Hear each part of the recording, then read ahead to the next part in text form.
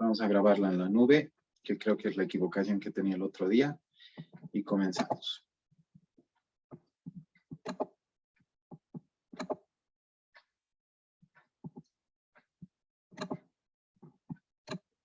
Ya.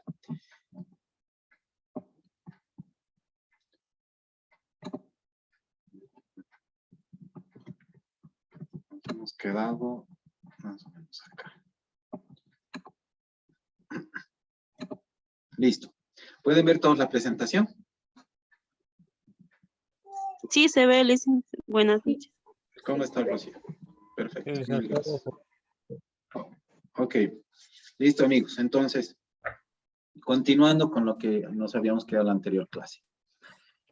Hay una parte que es bien importante, que es sobre el conocimiento y prevención de riesgos, ya dentro de lo que son las negociaciones internacionales. Perfecto, gracias, Luis. Entonces, ¿cuáles son los efectos negativos y positivos de lo que es la globalización? Ustedes recuerdan que hemos visto lo que era la negociación, o sea, la parte de la globalización como el inicio ya de lo que son las negociaciones internacionales. Entonces, el Internet, por ejemplo, ya es para la globalización como una red de autopistas, ¿no? Es como si ustedes estarían corriendo dentro de una autopista y esto representa, por ejemplo,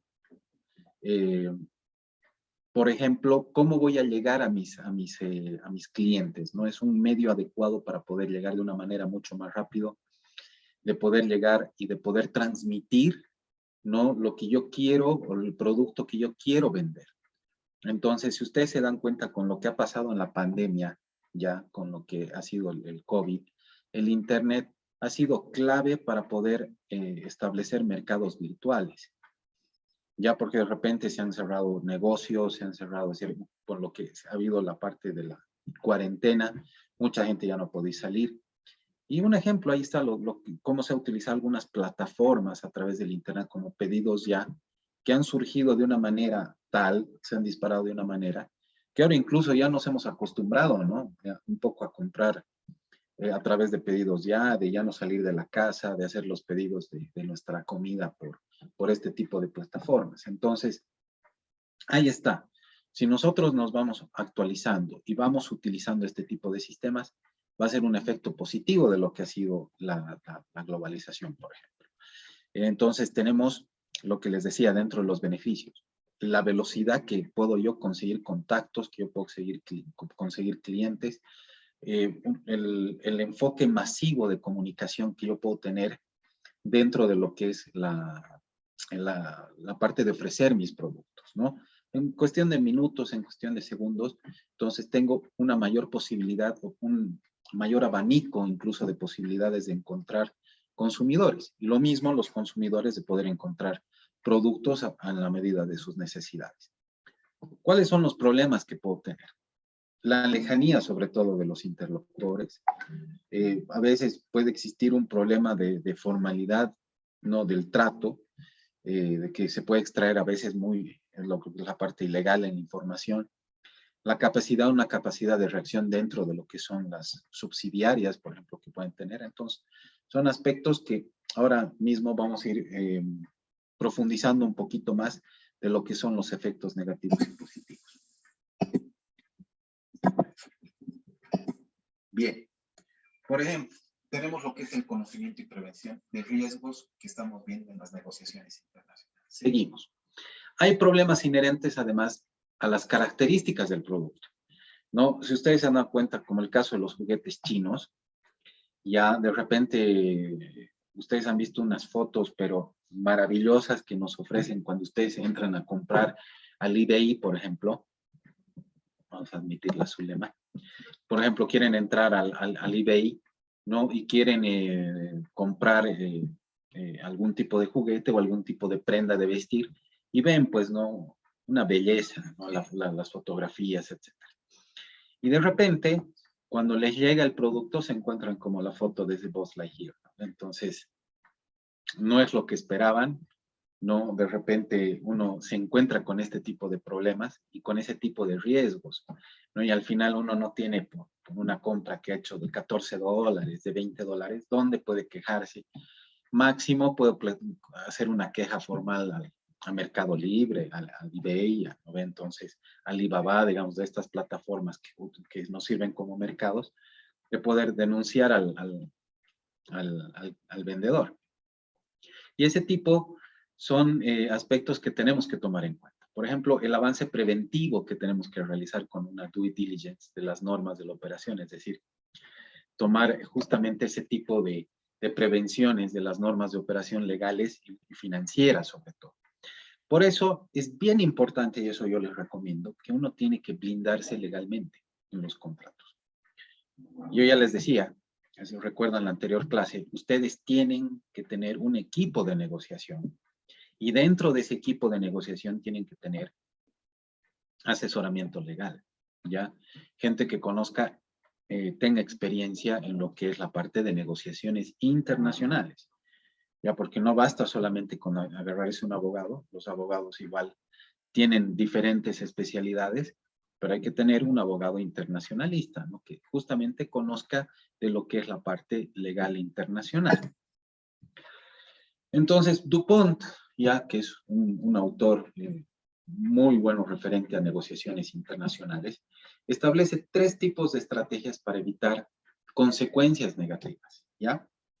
Primero, lo que es la evitación, es decir, tenemos que tratar de excluir lo que más podamos de lo que son los riesgos. Obviamente que eso es complicado. Peor en una negociación, o perdón, en un acuerdo, si ustedes quieren, internacional, así sea muy pequeño, referente, por ejemplo, a la compra y venta de algún producto, pero tienen que tener tal capacidad de poder blindarse, ¿ya? De poder prevenir de alguna manera, ¿no? Materias críticas y poder generar fluidez en las negociaciones, ¿ya? Entonces hay que tratar de evitar algunos riesgos que, por ejemplo, dentro de lo que es el factor legal, lo que es la suscripción de contratos, y en esos contratos tiene que existir gente que pueda tener la capacidad de cuidarlos a ustedes, ya dentro de lo que es la suscripción de los contratos que ustedes hagan. Después, igual lo que es la parte financiera. Ustedes tienen que ver qué factor, si ustedes quieren, es el más adecuado para poder ejecutar sus pagos o recibir pagos también en este caso.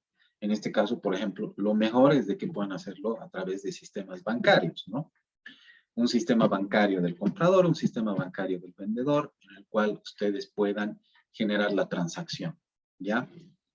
Entonces, cuando sea más claro posible el contrato que ustedes están suscribiendo, van a poder ejecutar mejor la venta o la exportación de sus productos, ¿ya? En segundo lugar, tenemos lo que son la parte, lo que son los aspectos defensivos.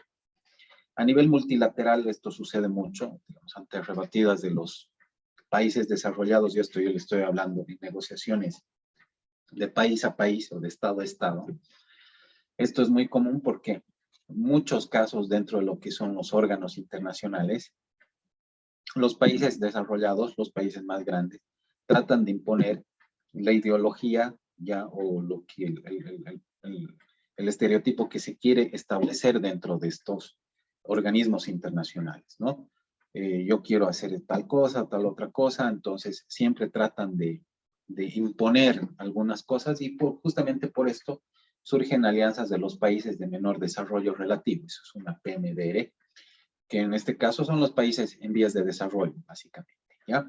Como en el caso de Bolivia, entonces se van juntando países en vías de desarrollo, se juntan y hacen un bloque defensivo ante cualquier arrebatida de un país desarrollado. Bueno, el 3, vemos la parte que son de los oportunistas, donde tiene que existir una tolerancia, por supuesto, a lo que es la incertidumbre, porque dentro de lo que es la parte de las negociaciones internacionales, peor que si es a nivel internacional, tenemos pues mucha incertidumbre, ¿no? Y siempre los acuerdos van a ser riesgosos, ¿me entienden? Hay que tratar de evitar este tipo de aspectos, como yo les decía, y tenemos que tener una óptica mucho más positiva, mucho más flexible, ¿no? Y finalmente se puede combinar, por ejemplo, el 2 y el 3, ¿no? Que es la parte defensiva con la parte oportunista, por ejemplo. Bueno, Si tienen alguna pregunta, por favor, con toda confianza me interrumpen y la respondo inmediatamente. Bueno, ahora, lo que les decía, los riesgos legales y de regulación. Ya, como puede verse, una empresa puede infringir normas, leyes, reglamentos que pueden regir una operación. Ya, entonces, siempre tenemos que tener en cuenta de que tratar de evitar este tipo ya de infracción de normas. Hay normas internacionales, por ejemplo, que pueden regir un contrato bilateral.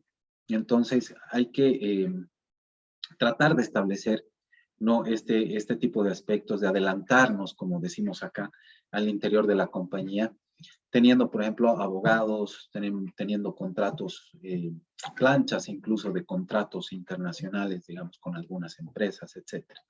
¿No? Entonces, tenemos que tratar de tener muy clara la parte de la regulación internacional. Bueno, ahora, las transacciones internacionales, lo que les decía, a veces plantean a su vez conflictos de leyes, digamos, con cambios de políticas de Estado. Tenemos que saber entender cuáles son las políticas del Estado, ¿no? De las entidades financieras del país.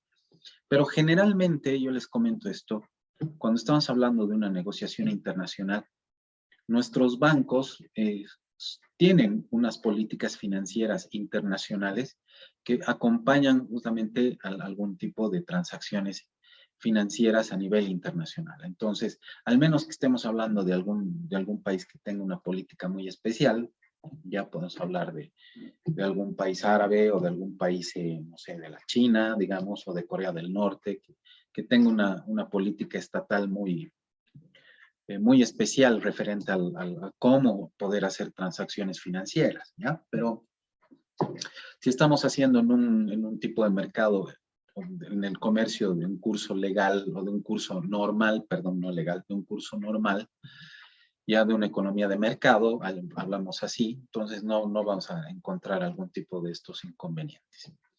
Ahora, ahí les pongo un ejemplo del caso de la Corte Suprema de Colombia, que reconoce los daños originados por los comportamientos antiéticos, ¿ya? Y la reparación donde el negociador ya estaba antes de ser afectado. Entonces, esa corte, por ejemplo, va un paso más adelante, entonces nos dice de que, bueno, si tú vas a negociar con algún colombiano, tienes que, o sea, yo te voy a iniciar, digamos, algún tipo de, puede ser, digamos, de un conflicto legal, si ustedes quieren, con el que le ha vendido a mi importador colombiano, en que lo ha tratado de estafar, digamos, le ha hecho algún tipo de daño legal. Entonces, va y le mete una denuncia y es muy fuerte, digamos, el país de Colombia para tratar de que se pueda reponer el daño, incluso por daños y perjuicios, ¿no? al vendedor, si ustedes quieren. Entonces, pero antes, como se dice acá, se va analizando caso por caso porque, mucha, ya cualquier cosita, uno dice, por cualquier error que yo pueda cometer, a muchas veces involuntario, me van a meter un juicio, ¿no? Dentro de lo que es la Corte Suprema de Colombia. Entonces, dejaría de ser atractivo invertir en Colombia. Por eso es de que es caso por caso, realmente se tiene que demostrar de que ha existido algún tipo de intención de estafa, por ejemplo, allá, y recién actúa la Corte Suprema de Colombia. Entonces, siempre se tiene que procurar el juego limpio a través de con lo que son los contratos internacionales, y eso no se olviden, es muy importante, ¿no? De que ustedes puedan ser asesorados por abogados internacionales. Bueno, tenemos también los desafíos derivados de llevar a cabo operaciones dentro de lo que son países diferentes, ¿no? Tiene que existir, obviamente, averiguar de esta existencia de una compañía, que no estemos tratando con entidades fantasmas. Eso tiene que tener mucho cuidado. Eso pasa mucho con los chinos. A veces estamos tratando o sea, son tan habilosos, eso yo les digo, en crear entidades fantasmas a través de la misma red, que tienen firmas electrónicas, tienen contratos, entonces tienen que ser muy cuidadosos de poder verificar, y por eso justamente al principio tenemos que ser asesorados por algunas personas que sí saben de estos temas. Ustedes han visto que no es tan sencillo hacer negocios con empresas chinas, y hay gente especializada justamente en que puede brindarles asesoramientos para poder hacer este tipo de negociaciones justamente con los chinos, ¿no? Para que no sean estafados. Cuando yo les comento, cuando yo trabajaba antes en la Cancillería, recibíamos quejas lamentablemente de nuestros exportadores nacionales que habían sido estafados, ¿no? Incluso por contenedores, que en algunos casos sí podíamos hacer la queja formal a través de la Embajada de Bolivia en China, y otras veces no porque eran pocos los montos. Realmente se demostraba de que la persona, el boliviano que había hecho la venta, no ha tomado las previsiones que yo les he dicho hace algún momento. Había hecho digamos, había tratado de recibir incluso no sé, por un pagaré, si ustedes quieren, ya el monto de la mercancía, había recibido un adelanto, incluso por un monto muy mínimo, y había hecho el embarque de la mercancía. Entonces, todas esas cosas tienen que tomar en cuenta, tomar en cuenta antes de que puedan ser estafados, ¿no? Porque a veces no conocemos, nos adelantamos, no hacemos el pago, incluso nos dicen que te vamos a pagar, o sea, te pagaremos un 10%, mándame la mercancía. Otras veces nos dicen, mándame la mercancía, y después inmediatamente yo te pago, y nunca nos pagan. Entonces, es mejor de que siempre lo hagan a través de entidades financieras. Es lo más aconsejable. Bueno, ahora bien, los contratos siempre van a estar expuestos a variaciones, ¿no? Con respecto a las circunstancias en las que han sido negociadas, ya, y posteriormente firmados. Por supuesto, los contratos sí son aspectos que sí se tienen que cumplir, ¿no? Lo que uno suscribe tiene que cumplir, es un principio dentro de lo que es las negociaciones internacionales, y es un principio de las relaciones internacionales incluso, ¿no? Pero puede alterarse el contrato, ¿no? Alertándose el equilibrio original por diversas causas. Y hay acá dos conceptos que son importantes, que es del latín, que viene de lo que son los principios de relaciones internacionales. Uno, que es el rebus sic stantibus, ya que el rebus sic stantibus es estando así las cosas, ya que se refiere a que si ha habido algún tipo de circunstancia ajena al momento en que nosotros hemos suscrito algún contrato, qué sé yo, de que de repente en mi país ha habido algún tipo de catástrofe, que mi fábrica se ha incendiado, no sé, ya algún tipo de estos aspectos, entonces, que no me ha permitido enviarles a ustedes la mercancía, entonces, pues, sí se puede hacer respetar este tipo de cláusulas ya para modificar el contrato, ya el contrato internacional. Entonces, sí se me permite, ¿no? Antes de que me lleven a algún tipo de no sé, digamos, de algún tribunal internacional, ya, entonces si me metan una solución de diferencias, como se llama en los tribunales internacionales, y me denuncien, ¿no? Por incumplimiento de contrato. Ahí está el versus pacta sunt servanda, que es lo que se acuerda, se cumple. Ese es otro principio de lo que es de lo que son las negociaciones internacionales y las relaciones internacionales. Son dos principios ya normativos que se tienen a nivel internacional, que es muy simpático acordarse de estas palabritas en latín, se van a acordar, incluso se van a acordar de las negociaciones que Bolivia, por ejemplo, ha tenido con la Haya. Ya utilizábamos otro principio que era igual en latín, que era el promisio et servanda, ¿no? Ya que lo que se promete se cumple, ya que es otro tipo de principio que se utiliza a nivel internacional, que es lo que ha utilizado Bolivia contra Chile.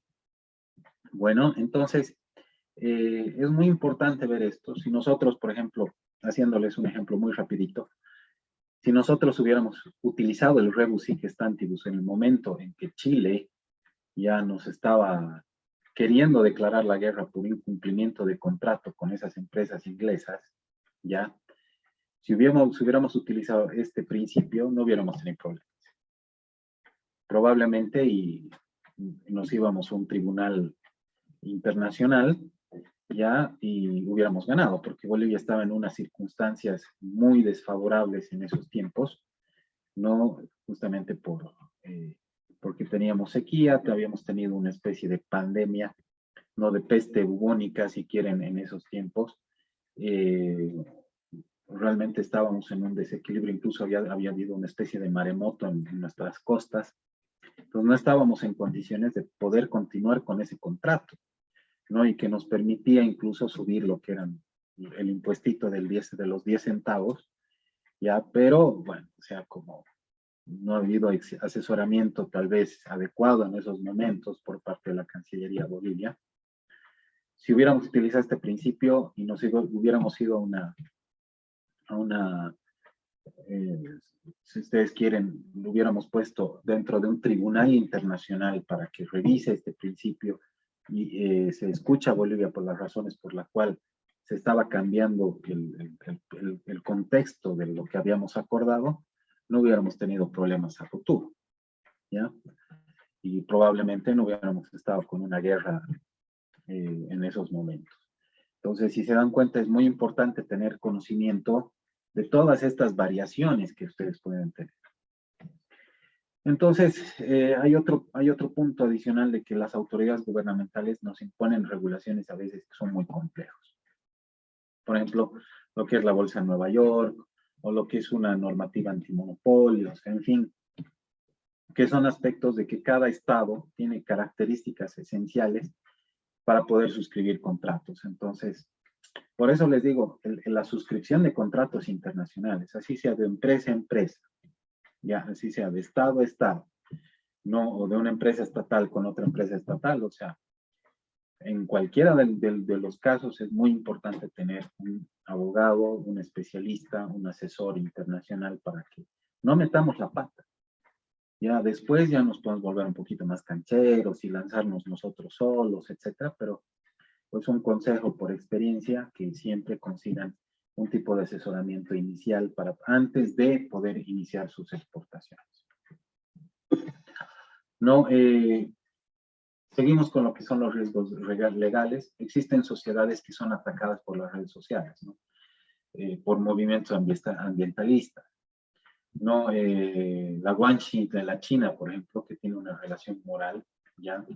Por un contacto personal, no sé, es decir, son aspectos que tienen que tener mucho cuidado. A veces tienen que poder determinar si es que estas empresas incluso pueden ver la parte de la parte, si cumplen con todo lo que es la parte legal ambiental, que no tengan algún tipo de reacción moral, o sea, que vayan en contra de algún principio moral, que incluso, digamos, asociándose con esa empresa, a ustedes les pueda, por tanto, una reacción por algún tipo de ambientalistas, por algún tipo, digamos, de reacciones morales, etcétera. No se olviden de que en los estados, la parte de moralidad también incluso varía, ¿ya? Entonces, incluso a nosotros, digamos, nos parece una barbaridad de que en la China coman de todo un poco, ¿ya? Y seguramente, por favor, no me lo van a tomar mal, pero es como alguna vez me lo ha comentado algún chino, que nos decía, qué barbaridad, aquí en Bolivia bailan por devoción a una virgen. Para ellos era pues algo increíble, ¿me entienden? Entonces, algo que es tan normal para nosotros, para ellos no. Entonces, justamente hay que conocer lo que les hablaba en un principio, la parte cultural que tiene cada uno de los países. Entonces, que a nivel internacional probablemente nos pueda llegar a tener algún tipo de conflictos morales, si ustedes quieren. Entonces, ¿cuál es la conclusión? Y perdón que les reitere como 100 veces, consiga un buen asesor legal a lo largo de las negociaciones. ¿Entienden? Yo no soy abogado, por si acaso no me está haciendo publicidad ni nada, yo soy administrador de empresas, así que, pero conocimiento de causa, les digo, consigan un buen asesor legal al momento de iniciar las negociaciones con alguna contraparte de otro país que tenga conocimiento en suscripción de contratos. Bueno, ellos conocen toda esta parte. Ahora, ¿cuál es el riesgo financiero? Y en algún momento yo les decía, dentro de cuáles son los principales riesgos financieros que ustedes pueden encontrar dentro de lo que es una negociación internacional. Está el riesgo del apalancamiento, por ejemplo, el movimiento de las tasas de interés, no lo que es el riesgo cambiario, que eso tienen que tomar en cuenta, no la fluctuación del tipo de cambio de las divisas que maneja la empresa y con el cual tiene que subsistir para poder comprar una maquinaria extranjera, por ejemplo. Un riesgo por la posición de valores, si estos valores suben, bajan, perjudican a la empresa, en fin. Todo este tipo de riesgos financieros son muy importantes. Y por eso, y bueno, si ustedes son muy buenos en la parte financiera, se van a dar cuenta. Si no lo son, también es bueno que consigan una persona que tenga este tipo de conocimientos dentro de lo que es su empresa. Por supuesto, ustedes tienen que tener dentro de su empresa una persona que maneje la parte financiera, ¿no? Y que también conozca lo que son los riesgos financieros que puede conllevar, digamos, el poder vender en otro país, el invertir en otro país, en el establecerse en otro país, por ejemplo. Entonces, todos estos aspectos son muy importantes ya al momento de poder iniciar una negociación. Entonces, ya ahí está el Project Finance, que es, por ejemplo, ahí tenemos el sector de la construcción con grandes obras, ¿no? Imagínense esto, ¿no? Del Project Finance. Es una estructura de financiación, tenemos una estructura de financiación sin recursos o es muy limitada, ¿no? En la que la deuda, ya ustedes la van a ir pagando, si ustedes quieren, con el apalancamiento crediticio. Entonces se combina una industria que es intensiva en capital. ¿Y en qué se basa? Si ustedes se dan cuenta, en algún momento ha pasado esto en Estados Unidos, ya de lo que ha sido ha habido una burbuja ya financiera justamente de lo que ha sido la compra y venta de departamentos, de edificios. Entonces, ¿qué es lo que pasaba? Las entidades financieras confiaban tanto en que los prestamistas, si ustedes quieren, se prestaban el dinero de los bancos, y eso ha pasado también en algún tiempo acá en Bolivia. Se prestan el dinero, no hago la construcción y recién le voy pagando, si ustedes quieren la parte del apalancamiento, yo la voy pagando recién cuando voy vendiendo los departamentos, ¿no? Entonces, esto ha sido muy riesgoso, si ustedes quieren, para las entidades financieras, ya porque se han basado en ventas futuras y no en patrimonio determinado. Ya como generalmente los bancos se protegen, ¿me entienden?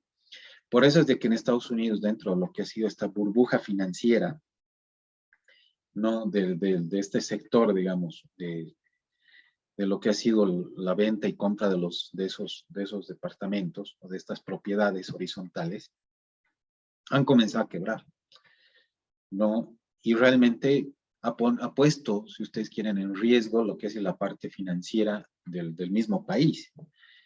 Ya, entonces, casi aquí en Bolivia entramos dentro de una burbuja financiera referente a la parte de la compra y venta de lo que son los departamentos, porque en algún momento ya los bancos les prestaban a ustedes el dinero, ya, o sea, sobre la base de las ventas de lo que ustedes vendían. Entonces ni siquiera ponían, si ustedes quieren, lo registraban el vento, la hipotecaban lo que era el terreno o algunas otras cosas, como generalmente se hace, ¿no? Entonces eso es el Project Finance. Entonces, a veces hay, como les digo, riesgos en todo sentido, para un estado, para una empresa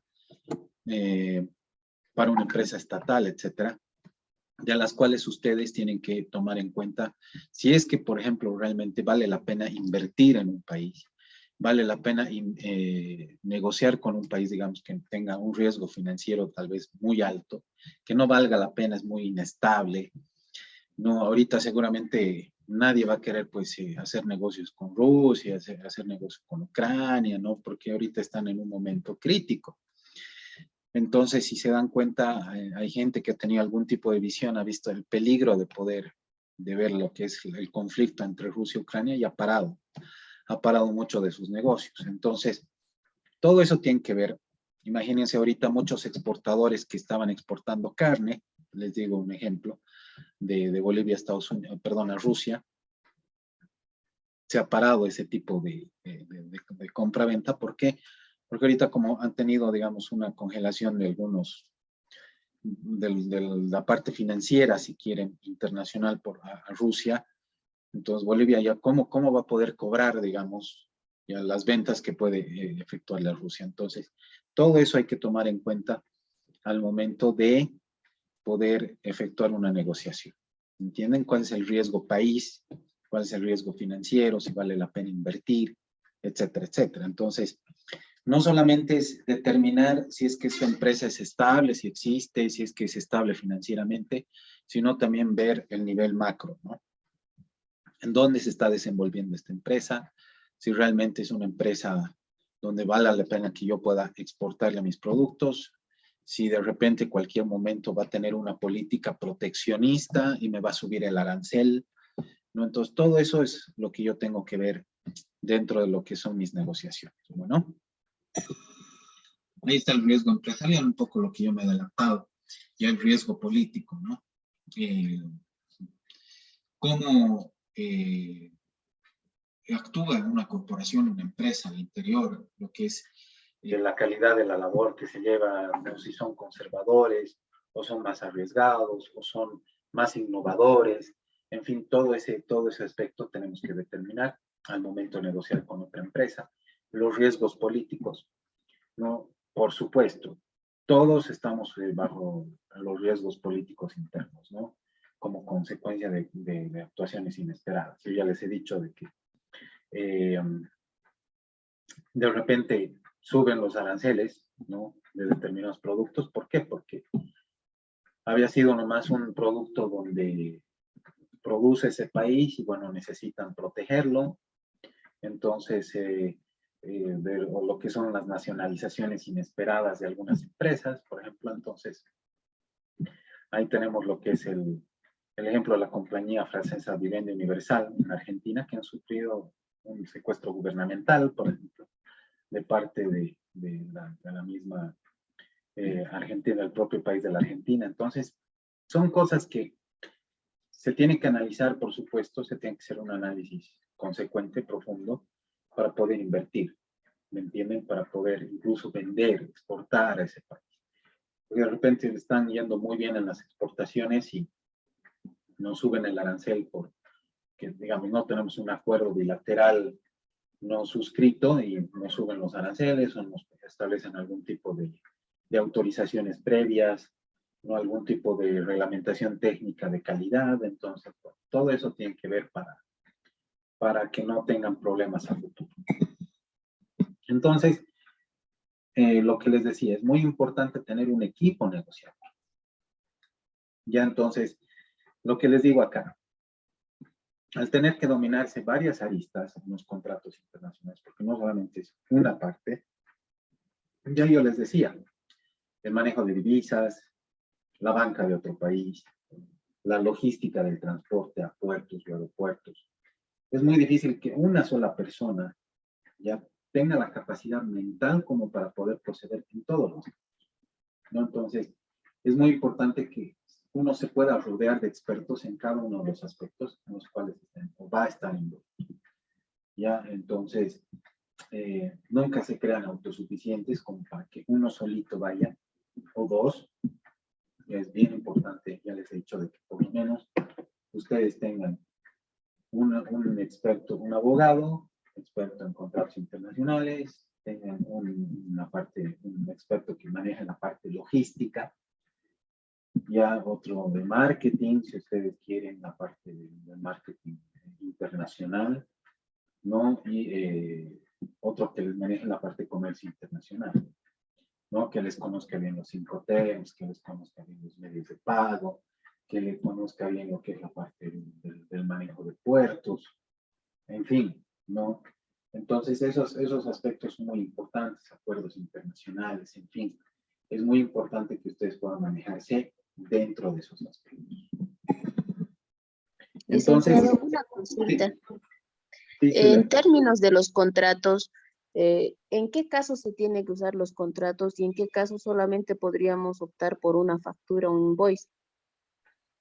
bueno, miren, o sea, siempre es importante tener un contrato internacional ya cuando el negocio es más grande, ¿entienden? Cuando la venta es un poco más considerable, si ustedes quieren. Ya, si ustedes pueden ver la posibilidad de ver una factura comercial solamente, ya cuando realmente tengan la seguridad de que todo va a estar funcionando bien, ya, entonces en ese caso sí pueden usar, digamos, que las ventas no son muy altas, estamos hablando de $5,000, estamos hablando de $10,000, ya pueden utilizar en esos casos. Pero ya cuando una venta es un poco más grande y llegamos a de los $30,000 arriba, yo les sugiero de que siempre traten de ver con quién están haciendo el negocio, ¿no ve? Y suscriban un contrato internacional, así sea uno solo, ya por una serie de exportaciones que ustedes van a realizar, obviamente con las facturas comerciales correspondientes después, pero siempre es bueno pertrecharse ya con este tipo de contratos, especialmente cuando las ventas superan, yo les aconsejo por lo menos los $30,000. Y en tema de Después, legalidad, ¿dónde se hace registrar el contrato o cómo se hace para que tenga bueno, legalidad? sí, lo que pasa es de que cada uno de los países, el momento en que ustedes vayan a suscribir un acuerdo, es bien importante que las áreas legales, si van a hacer un contrato de empresa a empresa, los contratos legales puedan ser visados, si ustedes quieren, puedan ser a través de nuestras cancillerías, no de lo que, me he olvidado el nombre de lo que es, ahorita me voy a acordar bien. Dentro de lo que es el visado de las cancillerías, no es muy importante de que nosotros podamos atacar ambos acuerdos, ambos contratos, podamos hacerlo visar a través de lo que son nuestras cancillerías de cada uno de los países, ¿no?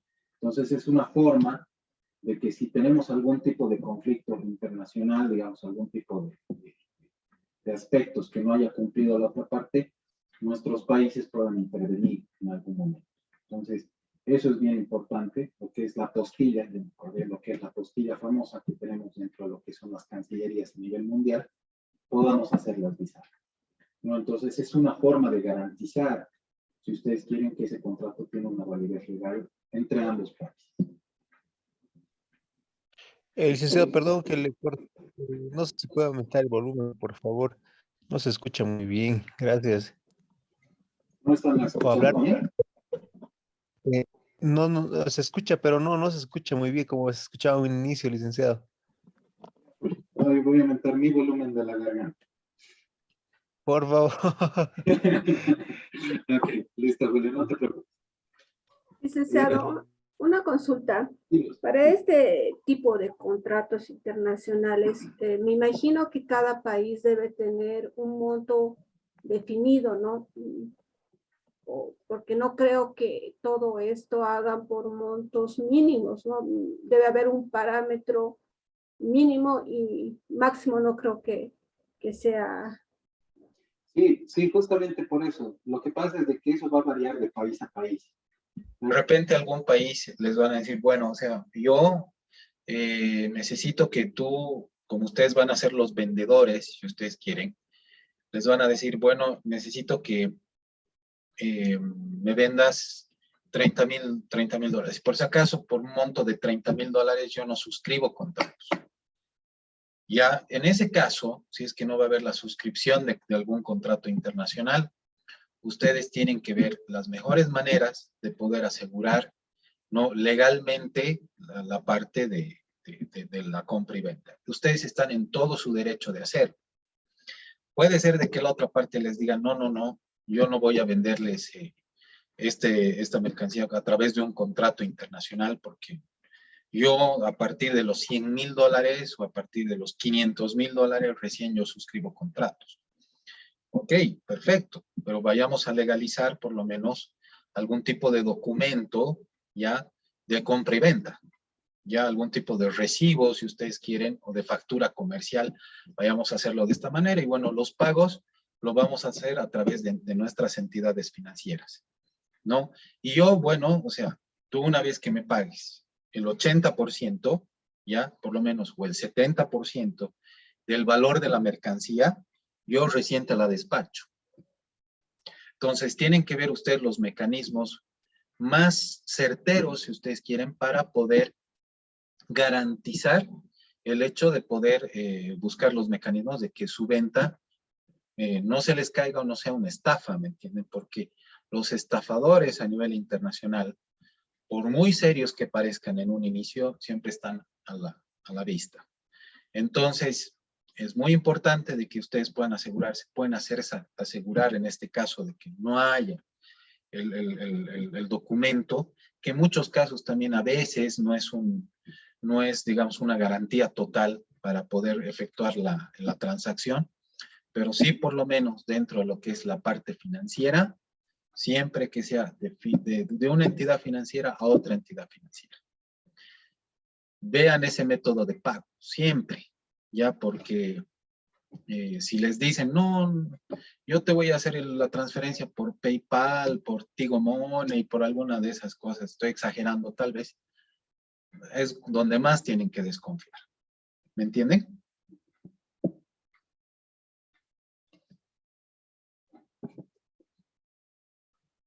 ¿Está bien, querida Luz? Sí, licenciado, está bien. Ok. Gracias. Perfecto. Entonces, acá no se olviden de que dos cabezas piensan mejor que una. Entonces, dentro de la búsqueda de soluciones, un poco lo que nos ha hablado Luz también sobre este momento, pero ¿qué pasa si la otra empresa tiene la política, ¿no?, de no suscribir contratos a través de un monto donde sí yo tengo la política de pedir un contrato? Eso está dentro de las negociaciones, por si acaso.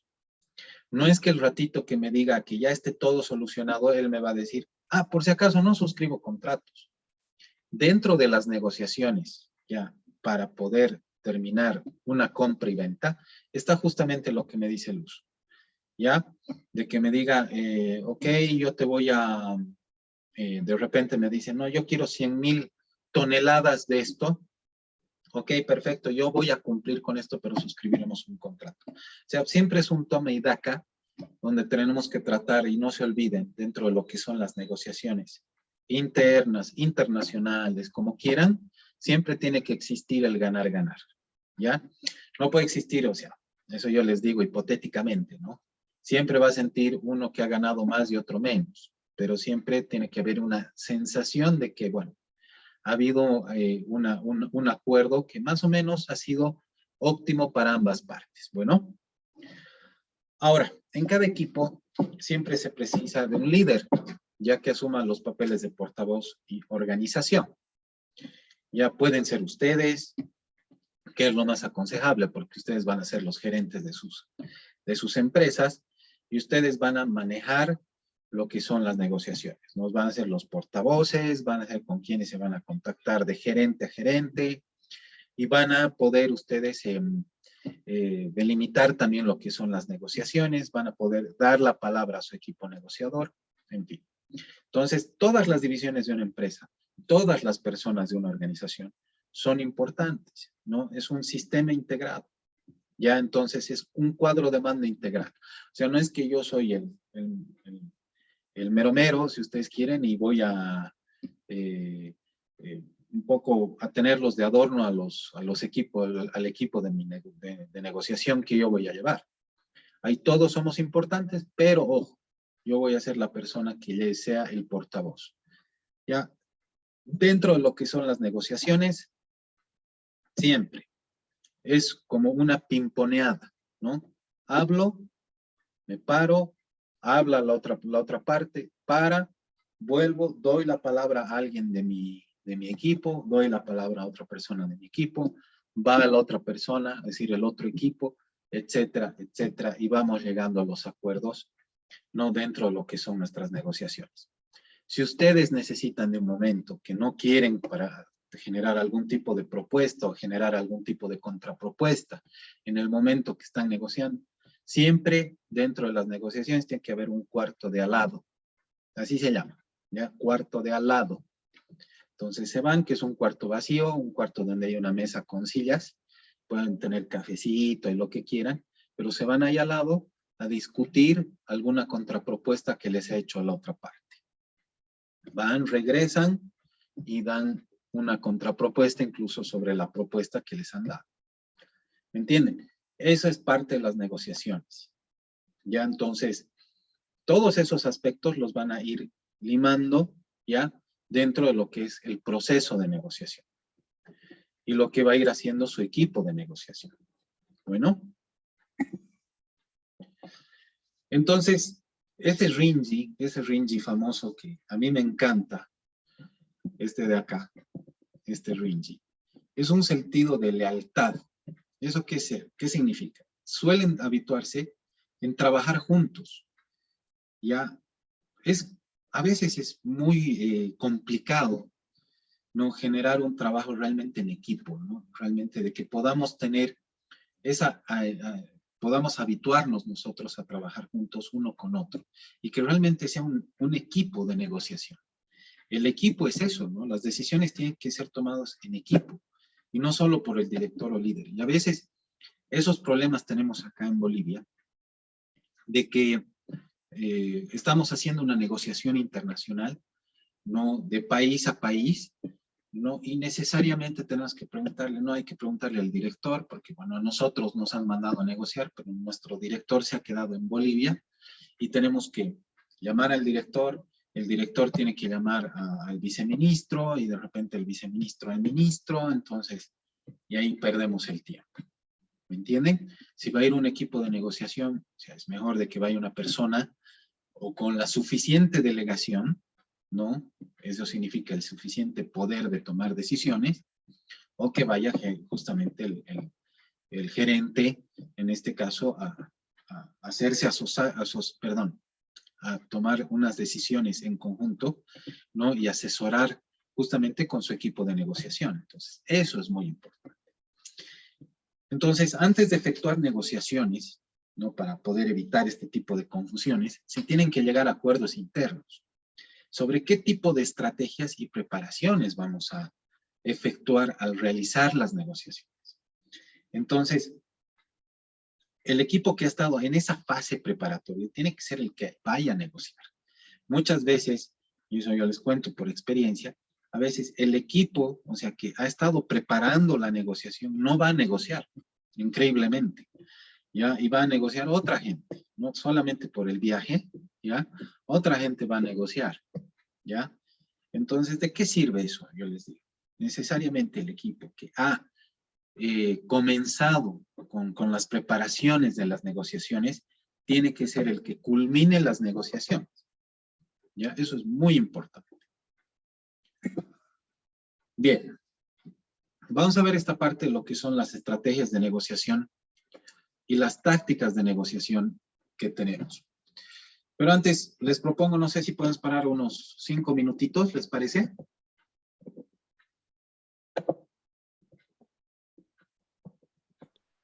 Sí, está bien, Lisa. Sí, está bien.